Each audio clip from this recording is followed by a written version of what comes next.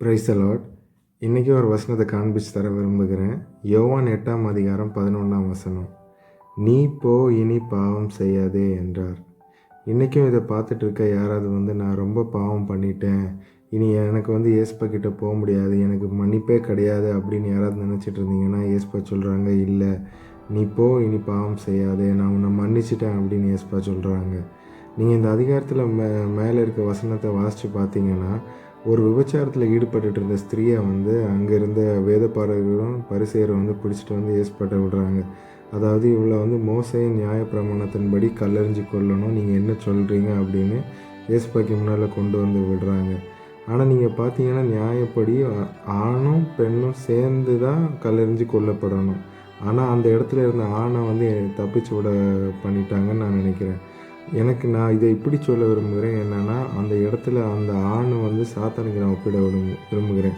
ஏன்னா பல நேரங்களில் சாத்தானும் இப்படி தான் நம்மளை பாவத்தில் தள்ள விட வச்சுட்டு அவன் அந்த இடத்த விட்டு ஓடி போயிடுவான். அது மட்டும் இல்லை, அதுக்கப்புறம் நம்மளை நீ பாவம் பண்ணிட்ட, நீ செத்து போகிறதுக்கு தான் லாயக்கு அப்படின்னு சொல்லுவான். நான் இந்த விஷயத்தில் இப்படி சொல்ல விரும்புகிறேன், அவன் அங்கேருந்து ஓடி போயிட்டு முதல் கல் எடுத்து எறியதுக்கு அவன் தான் அங்கே நின்றுப்பான், அந்த ஆண் அங்கே நின்றுப்பான் அப்படின்னு நான் நினைக்கிறேன். ஆனால் நீங்கள் பார்த்தீங்கன்னா ஏசப்பா இழந்து போனதையும் பாவத்தில் இருக்கவங்களையும் மீட்க தான் வந்தவர் ஏசப்பா.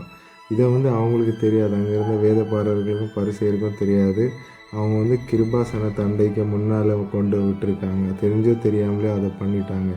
ஆனால் ஏசப்பா பார்த்தீங்கன்னா அந்த ஸ்திரீயை நீ போ, இனி பாவம் செய்யாதே, நான் உன்னை கண்டிக்க விரும்பலை அப்படின்னு ஏசப்பா சொல்லி விட்டாங்க. அதே மாதிரி இன்றைக்கும் ஏசப்பா உங்களை பார்த்து சொல்கிறாங்க, நீ ஏற்ற சமயத்தில் கிருபையை பெறதுக்கு என் முன்னாடி நில்லு, நான் உன் பாவத்தை மன்னிக்கிறேன். ஆனால் ஒரு விஷயம் சொல்ல விரும்புகிறேன், இனிமே பாவம் செய்யாத அப்படின்னு ஏசப்பா சொல்கிறாங்க. உங்களுக்குள்ளே கில்ட்டி கான்ஷியஸ் ஏதாவது இருந்தால் நீங்கள் அதை தூக்கி போட்டுட்டு, அது ஒரு சாத்தானுடைய வேலை, நீங்கள் ஏசப்பாட்ட வாங்க, ஏசப்பா உங்கள் பாவத்தை மன்னிப்பார். இந்த நற்செய்தியை உங்கள் காதில் கேட்க பண்ணியிருக்கிறாரு ஏசப்பா. இந்த நாளை உங்களுக்கு ஆசீர்வாதமாக மாற்றி தருவார். ஆமேன்.